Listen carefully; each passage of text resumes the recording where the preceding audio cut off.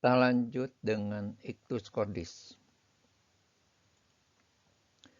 Ictus cordis adalah peristiwa memukulnya apex cordis pada dinding ventral dada. Kenapa memukulnya ke dinding ventral dada? Karena terjadi fiksasi basis cordis oleh pembuluh darah yang besar, itu vena cava, aorta, arteri vena pulmonalis, sehingga relatif tidak bergerak. Yang kedua, karena otot jantung tersusun spiral. Karena spiral, maka waktu kontraksi maka akan bergerak ke dinding ventral dada, sehingga tampak sebagai ictus cordis. Di mana letaknya ictus cordis? Itu di ruang sela iga kelima kiri, satu jari medial dari garis midclavicularis. Lain halnya dengan orang dengan jantung di sebelah kanan atau yang disebut dextrokardi. Maka ictus cordisnya ada di sebelah kanan. Yang normal tampak sebagai pulsasi atau denyutan. Diameter normalnya kurang lebih 2 cm. Bila meluas, itu bisa terjadi pada orang yang kurus, jadi tampak jelas, atau pada orang yang terjadi pembesaran dan penebalan ventrikel kiri, atau left ventricular hypertrophy. Pulsasi yang meluas dan kuat angkat itu menandakan adanya pembesaran jantung. Letak ictus cordis itu bisa bergeser karena pembesaran jantung yang tadi. Yang kedua karena dorongan, misalnya ada efusi pleura di sebelah kanan, atau karena tarikan, misalnya pada penyakit TB, karena adanya fibrosis paru. Yang keempat karena posisi tubuh berdiri atau berbaring. Jadi seorang yang membaca foto X-ray toraks itu harus bisa membedakan posisi pasien itu difoto pada saat berdiri atau berbaring, karena letak jantungnya berbeda. Mengenai bunyi jantung, bunyi itu terdiri dari frekuensi, nada, intensitas atau kerasnya, dan lamanya.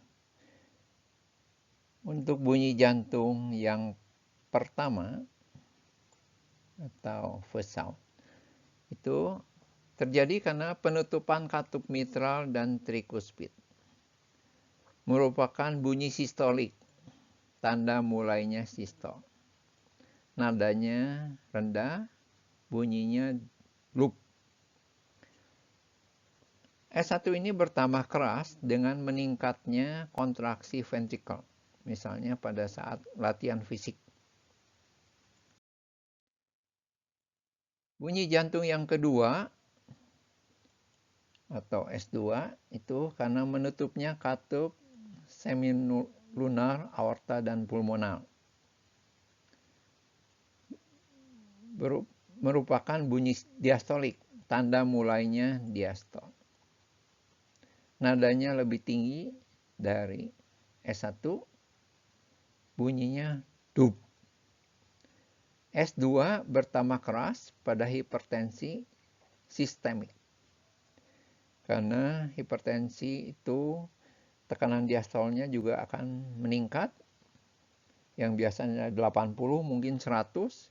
Jadi katup aorta ditutup dengan tekanan yang lebih tinggi, 100 mm Hg. Maka bunyinya akan lebih keras.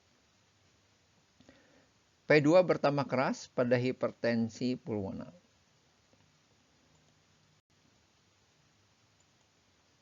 S2 melemah pada keadaan syok atau payah jantung yang berat. Bunyi jantung yang ketiga, nama lainnya ventricular gallop. Getaran pada fase rapid filling, pengisian yang cepat ke dalam ventricle pada saat diastol, itu akan menimbulkan ventricular gulp.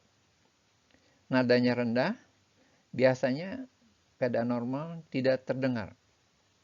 Umumnya patologis bila terdengar, kecuali pada anak. Yang keadaan patologis misalnya pada payah jantung. Bunyi jantung keempat terjadi karena getaran pada waktu sistol atria. Dan ini juga normalnya tidak terdengar. Jadi yang terdengar bunyi jantung 1 dan 2. Dan untuk mendeteksi ke semua bunyi jantung bisa dengan fonokardiogram. Sekarang mengenai auskultasi. Kita menggunakan stetoskop. Lokasi auskultasi ada 4 tempat pada keadaan normal, yaitu area aorta. Letaknya di pinggir sternal sebelah kanan pada ICS2 kanan. Kenapa disebut area aorta?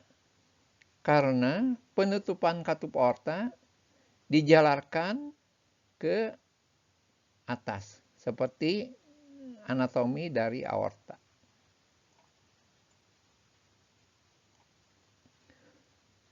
Kemudian area pulmonal letaknya di ICS2 kiri sebelah sternum. Kenapa begini? Karena penutupan katup pulmonal suaranya dijalarkan ke arah ICS2 kanan sebelah sternum. Sesuai dengan arteri pulmonalis. Kemudian ada area tricuspid, yaitu di ICS4 kiri sebelah sternum. Dan terakhir yaitu area mitral, yaitu di ICS5 pada garis midclavicularis. Kenapa di sini? Karena penutupan katup mitral itu dijalarkan ke arah apex cordis.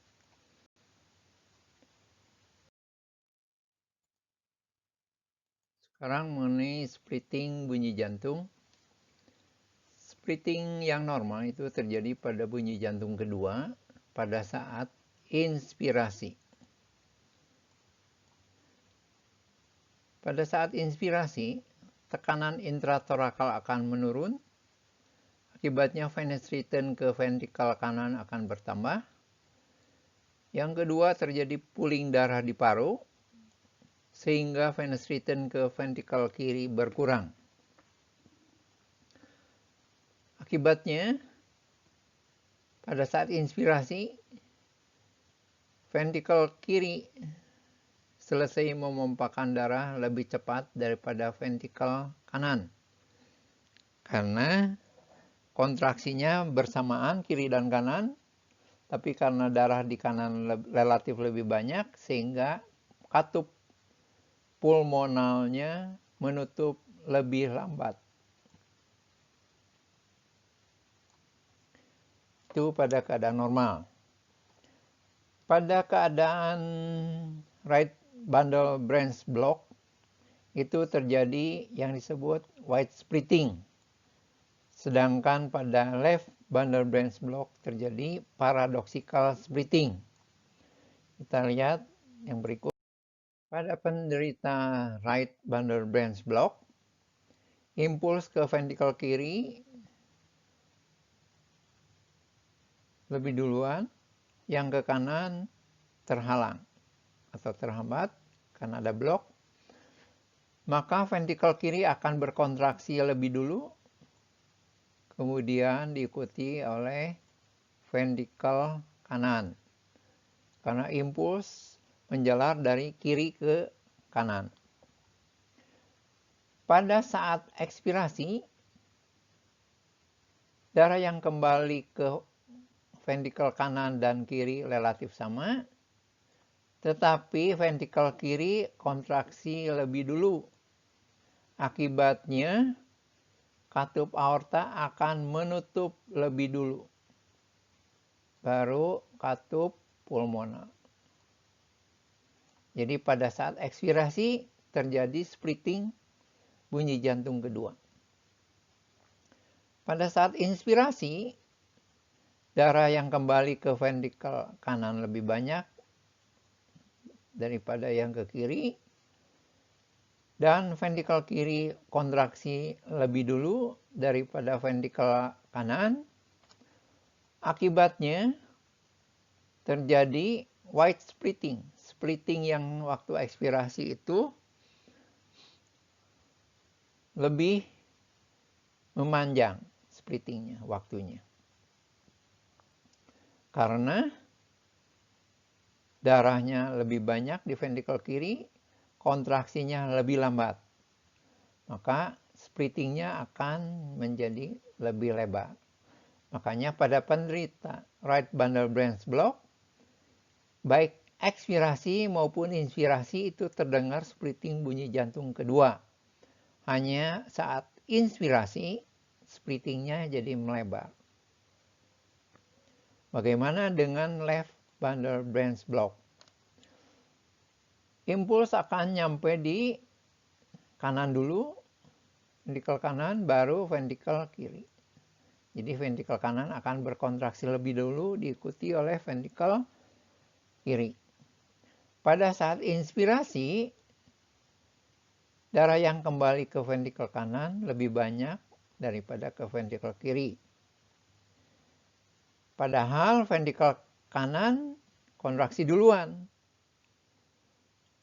Tapi darahnya lebih banyak. Akibatnya bunyi jantung kedua itu tunggal.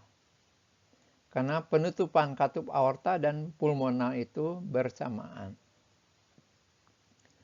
Sedangkan pada saat ekspirasi, darah yang kembali ke kiri dan ke kanan itu sama.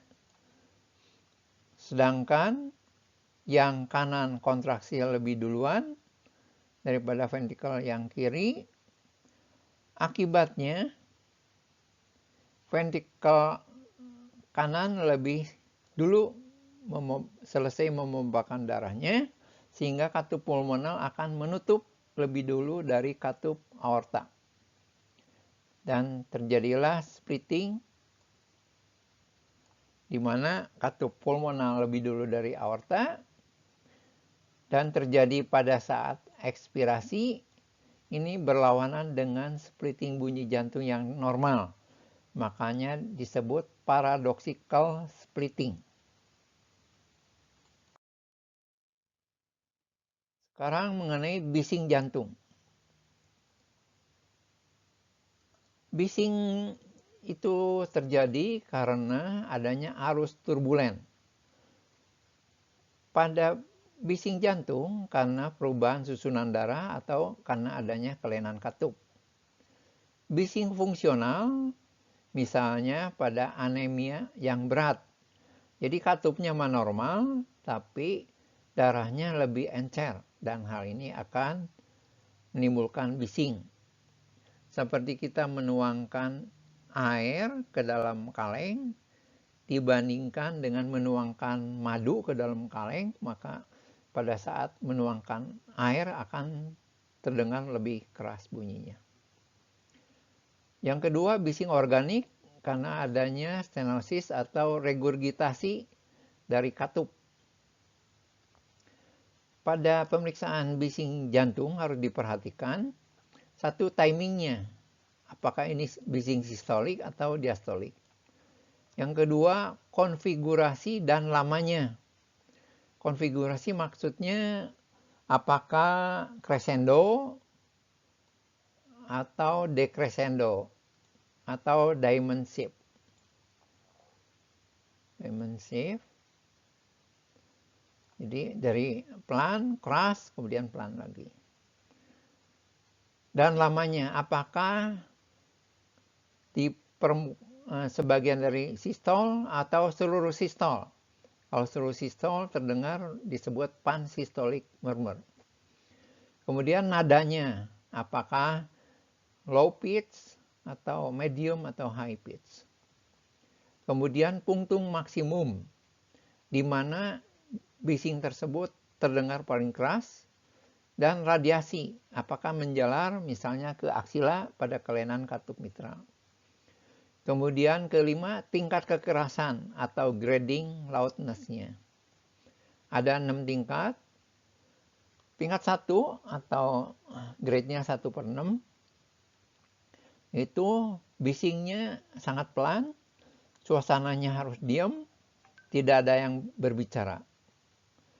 Kemudian kalau grade 6 itu sebelum stetoskop nempel pada dinding dada, bisingnya sudah terdengar. Kalau grade 5 itu stetoskop nempel setengah, bisingnya terdengar.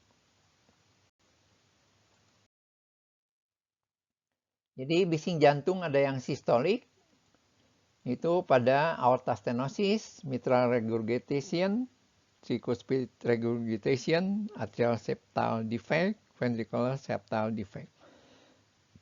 Kemudian ada bising jantung diastolik pada aortic regurgitation, pulmonic regurgitation, mitral stenosis, dan tricuspid stenosis. Ada yang disebut continuous murmur, yaitu terjadi pada patent ductus arteriosus. Jadi sepanjang sistol dan diastol itu terdengar bising. Jadi bisingnya tidak pernah berhenti terdengar. Dulu disebut juga sebagai machinery murmur, seperti bising pada mesin tenun.